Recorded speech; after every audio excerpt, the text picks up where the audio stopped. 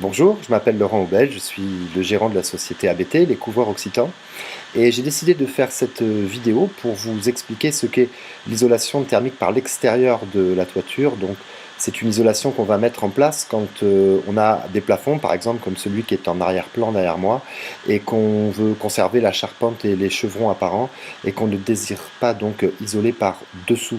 Ça nous ferait déjà disparaître ces magnifiques plafonds, et en plus ça réduirait notre espace habitable en hauteur. Donc dans ces cas-là, il n'y a pas 50 possibilités. La seule solution, c'est d'isoler la toiture par-dessus, et on va regarder donc ensemble comment on s'y prend à travers quelques photos que j'ai eu l'occasion de prendre sur différents chantiers que nous avons réalisés. Quand on a enlevé les tuiles, voilà ce qu'on trouve habituellement. Là, en l'occurrence, on est sur un chantier d'une maison qui a été construite dans les années 80, avec une isolation qui était une isolation en laine de verre en assez mauvais état, puisque elle avait une trentaine d'années, cette isolation. De nombreuses bestioles sont venues y nicher, et puis le temps également a fait son boulot, comme on dit, et nous voilà donc en présence d'une isolation très dégradée et très peu performante. Donc dans un premier temps, nous avons enlevé l'isolant, nous enlevons donc tout l'isolant en place, on fait le ménage, et on fait de la place de manière à pouvoir remettre un nouvel isolant en place qui soit plus performant. Alors, nous voici donc avec les caissons qui ont été entièrement vidés. La partie qu'on voit en sous-face, ce sont les plafonds des chambres. Donc là, nous sommes en train d'installer un pare-vapeur, parce que le nouvel isolant qui va être installé dans ce cas de figure est un panneau en fibre de bois et chanvre. Alors, on aurait pu également y mettre de la ouate de cellulose, on aurait pu y mettre des isolants minéraux comme la laine de verre ou la laine de roche. Donc il y a de multiples possibilités en ce qui concerne les isolants.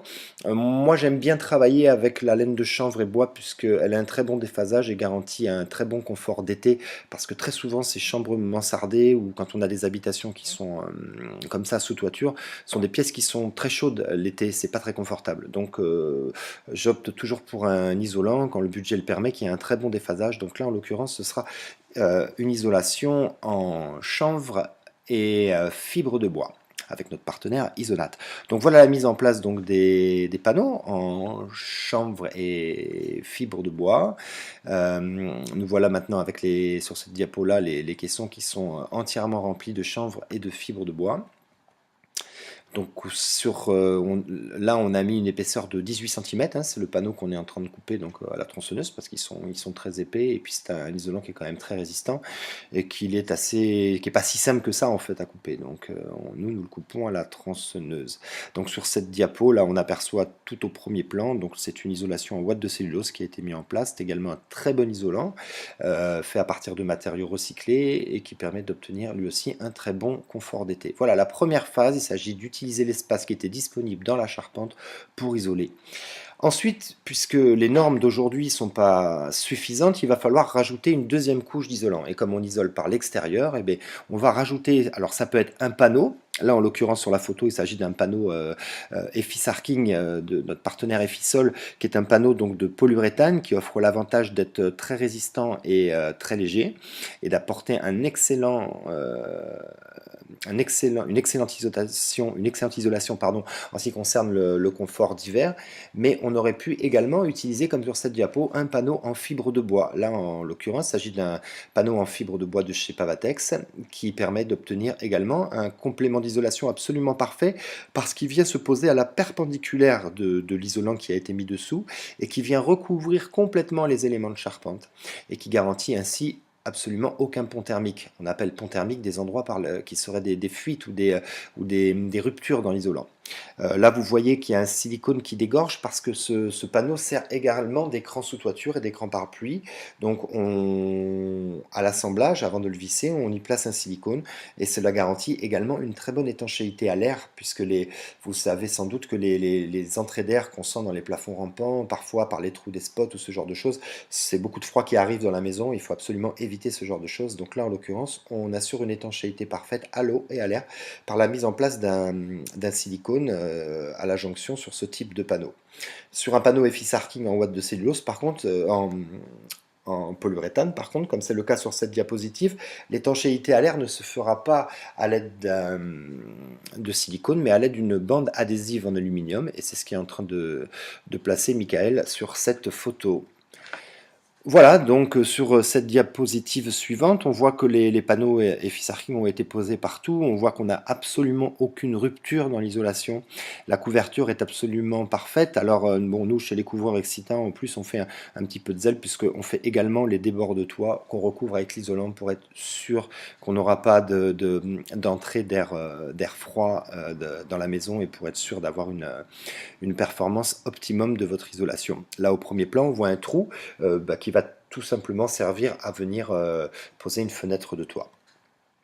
Donc voilà, sur cette diapo-là, le même type d'isolation, là, sauf qu'on est en panneau Pavatex, donc de fibre de bois. Toute l'isolation a été mise en place, comme vous pouvez le constater.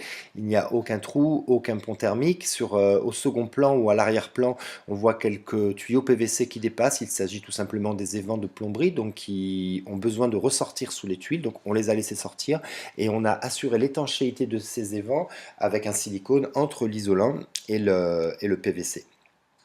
Voilà, une autre vue donc de l'isolation. Alors, il aurait été possible aussi, comme c'est le cas sur cette diapositive, d'utiliser dans ces cas-là aussi un complément d'isolation qui peut être fait à l'aide d'isolants multicouches réflecteurs. C'est ce qui a été fait sur ce chantier, puisque l'avantage de cet isolant, c'est que c'est un isolant mince. Autant quand on travaille en panneaux en fibre de bois, on va poser des panneaux qui font entre 8 et 15 cm suivant les besoins et suivant le coefficient qu'on a besoin d'atteindre en termes d'isolation. Là, quand on n'a pas l'espace disponible ou le budget ou que ça n'est pas forcément nécessaire, parfois il est suffisant de rajouter un isolant réflecteur comme c'est le cas sur cette diapositive. Une fois que donc l'isolant en sarking a été mis en place, il est important donc de venir fixer par-dessus ce qu'on appelle une contrelatte. Là, il s'agit carrément d'un contre-chevron qui est vissé à l'aplomb des anciens chevrons, à l'aide de vis qui font une vingtaine de centimètres et qui viennent donc ces vis viennent traverser le chevron, l'isolant et reprendre la charpente ancienne de manière à assurer une très grande stabilité au niveau de l'ouvrage, de manière à ce que il ne s'envole pas en fait, tout simplement. Alors, il est important de mettre un contre-chevron également pour la ventilation sous tuile, qui est un gage très très important en ce qui concerne le confort d'été et la longévité de votre tuile. Il faut qu'il y ait une bonne ventilation sous les tuiles si on veut pouvoir les conserver le plus longtemps possible. Donc voilà toujours la pose donc, des chevrons sous toiture. Donc toujours la même chose. Et ensuite, on va venir replacer un lito de manière à replacer soit l'ancienne couverture qui a été déposée et stockée, soit la nouvelle toiture avec des tuiles neuves. Donc voilà encore la pose des litos. Là, il s'agit encore d'un autre isolant, un autre complément d'isolation sous toiture qui est mis en place. C'est la raison pour laquelle il est de couleur noire. Ensuite, important, c'est d'habiller également la périphérie parce que comme nous avons isolé par-dessus le toit, on voit très bien sur cette diapositive, puisque la partie basse les travaux ont déjà été réalisés, et sur la partie haute, pas encore. Donc, si vous voyez sur la partie haute, là où il n'y a pas de bandeau de rive en PVC, on voit très nettement que l'ancienne toiture était beaucoup plus basse. Comme on a rajouté de l'isolant par-dessus, la toiture est remontée. On fait un habillage à l'aide de ce bandeau de rive, et vous pouvez voir que c'est tout à fait élégant, et que ça pose absolument aucun problème de relever le toit d'une douzaine ou une quinzaine de centimètres. Ensuite, on remet la tuile, comme on peut le voir sur cette photo. Là, il s'agit d'une tuile béton de chez Redland qui va être remise sur les nouveaux litos. Voilà, là on repose également l'ancienne toiture, il ne s'agit pas d'une tuile neuve, donc c'était une tuile canal à talons qui va être donc remise en place. On voit très nettement dessous donc que les éléments de charpente, enfin les litos et les contrelates sont neufs. Là encore, pardon, j'étais un peu vite. Là, on voit donc une toiture qui a été un complément d'isolation de toiture en isolant réflecteur avant de venir replacer une toiture neuve en PV10. Donc nous revoilà sur notre chantier où tous les litos ont été mis, la tuile a été remise en place, le fêtage a été réalisé à l'aide d'un closoir qui permet de garantir une très bonne ventilation sous tuile et tous les 20 mètres carrés on vient également placer une tuile chatière de ventilation de manière à assurer une très bonne longévité, une très longue durée de vie de votre toiture et également une bonne évacuation de l'air chaud pour le confort d'été. On voit derrière Manu, derrière notre ouvrier qu'il y a un bandeau de zinc a été réalisé pour assurer l'étanchéité entre le bâtiment voisin et la toiture que nous avons réalisée. Donc voilà une couverture donc réalisée en tuiles Vieux Pays DC12 Terreal. D'ailleurs on voit au tout premier plan une tuile de ventilation. Voilà donc un habillage de périphérique de toiture suite à au sarking qui a été fait. Ça c'était le chantier de la maison où on a vu les panneaux en fibre de bois de chez Pavatex en sarking. Et l'habillage, donc comme je vous le disais, lorsqu'on arrive contre un bâtiment, très important d'effectuer un habillage en zinc pour garantir l'étanchéité entre les deux bâtiments. Et évidemment, comme la toiture a remonté, il est nécessaire de refaire une zinguerie autour des cheminées. Les anciennes zingueries ne sont plus bonnes, elles sont trop basses. Alors, si vous avez l'intention de faire des travaux d'amélioration énergétique de votre maison, et là, en l'occurrence, on a vu pour isoler une toiture par-dessus, il est important d'avoir recours à un artisan ou une entreprise qui a une qualification RGE. RGE veut dire reconnu garant de l'environnement. Il n'y a que ce type de qualification qui vous permettra d'obtenir les prêts à taux zéro et également le crédit d'impôt de 30% alloué par le gouvernement.